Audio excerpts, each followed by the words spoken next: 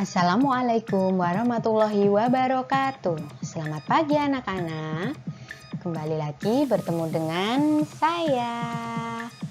Hari ini kita akan belajar tema 6, cita-citaku, subtema 2, hebatnya cita-citaku. Pembelajaran kedua.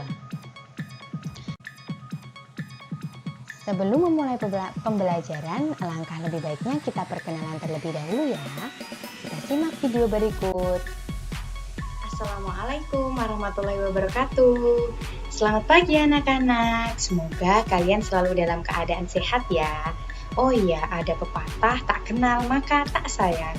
Perkenalkan ya, nama Ibu Rizky Aprilia Saputri, biasa dipanggil Bu Kiki. Pekerjaan Bu Kiki adalah mahasiswa PPG Prajabatan UNY tahun 2020. Asal Bu Kiki dari Magelang, Jawa Tengah. Hobi Bu Kiki adalah mendengarkan musik. Hari ini kita akan belajar bersama. Semoga kalian senang ya mengikuti pembelajaran dari Bu Kiki. Nah, karena sudah kenal, kita lanjutkan ya. Sebelum belajar, kita berdoa terlebih dahulu. Bismillahirrahmanirrahim.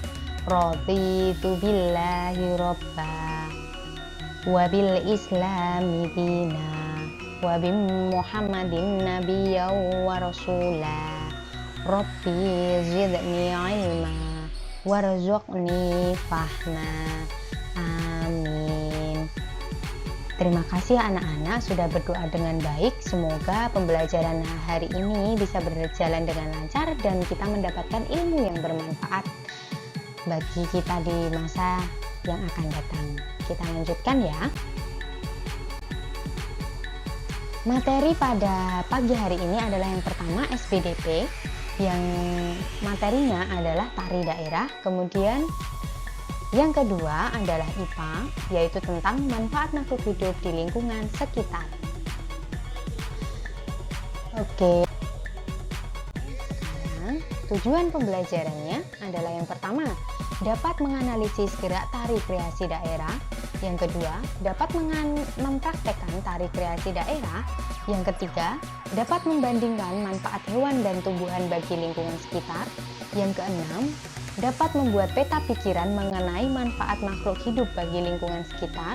Yang kelima, dapat membuat laporan pengamatan mengenai manfaat makhluk hidup bagi lingkungan sekitar. Nah, kira-kira apa cita-cita kalian? Adakah yang memiliki cita-cita sebagai nelayan, atau polisi, atau perawat, atau dokter, yang ingin menjadi seorang pedagang, yang ingin bercita-cita seperti Bu Kiki, yaitu menjadi seorang guru, atau ada yang berminat menjadi seorang penari, atau ada yang ingin menjadi seorang Tentara Nasional Indonesia atau TNI? Apapun cita-cita kalian, semoga kalian bisa mewujudkannya dengan jalan yang sukses ya anak-anak. Nah, adakah yang memiliki cita-cita sebagai seorang penari? Tentu saja pasti ada ya. Nah, kira-kira tarian apa saja yang ada di sekitarmu? Ya, betul sekali. Tarian Jatilang. Terus apa lagi? Oh iya, Anggo. Ada yang tahu Anggo? Tuh, Anggo itu berasal dari Purworejo ya. Nah, terus apalagi reog, ya betul sekali, ada tari reog ya. Kemudian kalau di gambar ini itu ada namanya tari kipas, kemudian ada tari topeng, ada tari jaipong dan lain sebagainya. Nah, kita masuk ke materi yang pertama, yaitu tentang tari daerah. Di sini Bu Kiki mempunyai pertanyaan. Tahukah kalian berapa banyak tarian daerah yang ada di Indonesia? Ya, betul sekali, sangat banyak. Ini adalah penjelasannya. Setiap suku bangsa di Indonesia memiliki berbagai tarian khasnya sendiri. Di Indonesia terdapat lebih dari 3.000 tarian asli Indonesia. Tarian tradisional ini dilestarikan oleh pemerintah melalui berbagai sanggar tari dan sekolah-sekolah seni tari yang ada di Indonesia. Nah, sebelum masuk melanjutkan materi, kita lihat dulu video berikut ini.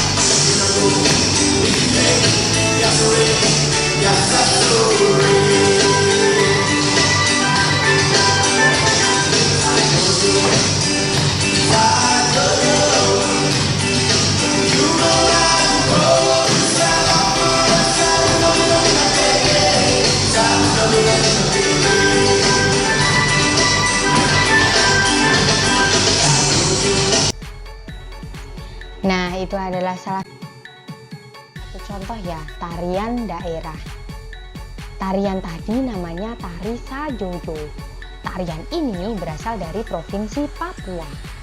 Kemudian contoh yang kedua adalah tari Serimpi. Tari ini berasal dari Provinsi Daerah Istimewa Yogyakarta. Tarian ini biasanya ditarikan di dalam keraton ya anak-anak. Kalau kalian pernah ke keraton, pasti pernah melihat tari Serimpi. Kemudian contoh tarian yang ketiga adalah tari Gantar. Tari ini berasal dari Provinsi Kalimantan Timur. Ada penari menggunakan tongkat ya. Kemudian selanjutnya adalah tari Kipas Pakarena. Tarian ini berasal dari Provinsi Sulawesi Selatan. Tarian ini identik dengan ada penarinya membawa kipas dan menggunakan baju bodo, yaitu baju khas dari Makassar, Sulawesi Selatan. Nah, waktunya mencoba. Coba cek kembali LKPD yang sudah ada di Google Classroom. Kita lakukan tantangan kedua ya, yaitu memperagakan gerakan tari sesuai gambar yang ada. Jangan lupa minta bantuan orang tua untuk mendokumentasikan berupa foto ketika kamu mempraktekkan menari. Oke, kita lanjutkan. Pembelajaran selanjutnya adalah manfaat makhluk hidup bagi lingkungan sekitar.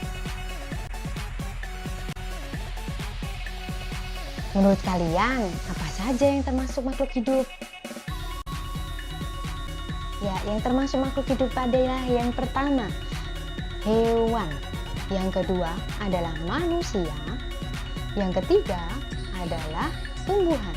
Makhluk hidup adalah segala makhluk yang bisa bernafas dan tumbuh dan berkembang. Seperti itu ya anak-anak. Nah, yang pertama, manusia membutuhkan hewan dan tumbuhan. Kira-kira untuk apa ya? Ya, betul sekali, untuk mempertahankan hidup. Manusia memperoleh makanan dari tumbuhan dan hewan. Nah, manfaat tumbuhan bagi lingkungan sekitar. Yang pertama adalah menyediakan oksigen. Oksigen ini adalah hasil dari proses fotosintesis yang dilakukan oleh tumbuhan. Kemudian yang kedua adalah menahan tanah agar tidak erosi. Jadi, fungsi akar dari tumbuhan adalah mengikat tanah agar ketika tanah itu terkena air, dia tidak akan mengikuti airnya, tapi dia akan tetap di situ. Seperti itu. Kemudian yang selanjutnya adalah pelindung tanah agar tidak mudah longsor. Jadi biasanya di pegunungan itu pasti banyak tumbuhan, karena jika tidak, dia akan mengalami tanah longsor atau tanahnya akan berguguran ke bawah. Seperti itu. Kemudian yang keempat adalah menyerap karbon dioksida untuk proses fotosintesis. Karbon dioksida adalah udara yang dikeluarkan oleh manusia, kemudian akan diserap oleh tumbuhan sebagai bahan untuk proses fotosintesis yang nanti akan menghasilkan oksigen. Seperti itu.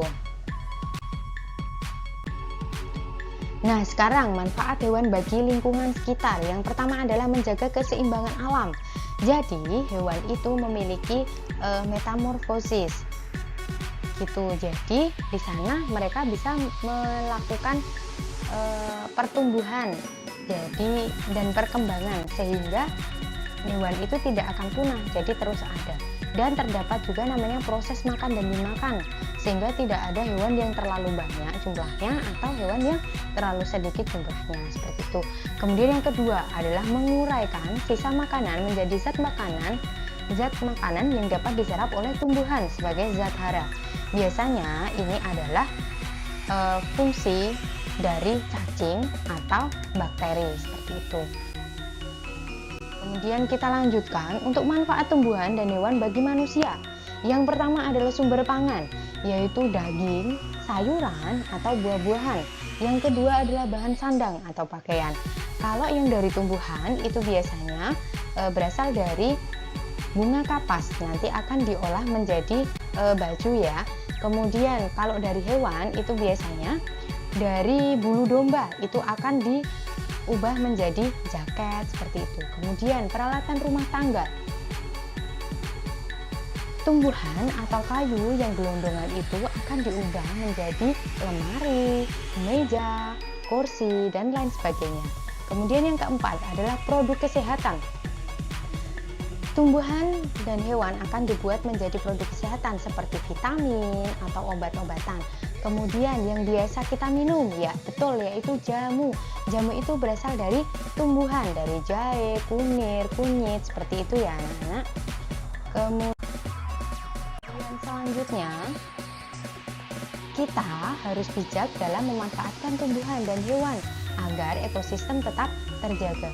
Jadi ketika kita memanfaatkan hewan atau tumbuhan, jangan sampai kita menghabiskannya, karena itu akan mengganggu ekosistem dalam lingkungan hidup, seperti itu ya anak-anak. Nah, kita lanjutkan. Yuk, sekarang kita kerjakan tantangan ketiga yang terdapat di LKPD untuk membuat peta pikiran tentang manfaat makhluk hidup. Oke, kita lanjutkan. Mari kita keluar sebentar, amatilah lingkungan sekitarmu.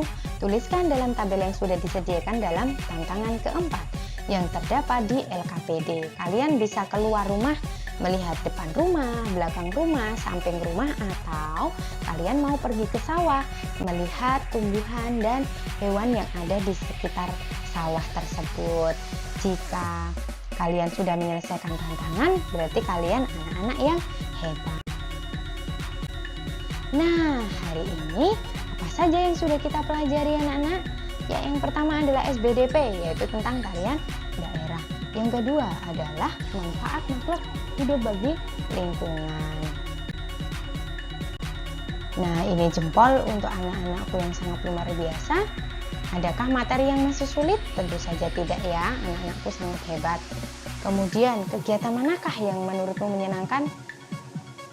Nah, yuk, pasti yang melakukan gerakan tari ya, dan melakukan pengamatan di lingkungan sekitar. Terima kasih anak-anak kelas 4 yang hebat dan luar biasa. Selamat, kalian sudah berhasil menyelesaikan tantangan hari ini. Semoga apa yang kita pelajari dapat bermanfaat ya. Tetap semangat untuk terus belajar, karena ilmu adalah harta yang paling berharga. Kurang lebihnya Bu Kiki mohon maaf. Bu Kiki akhiri ya. Wassalamualaikum warahmatullahi wabarakatuh.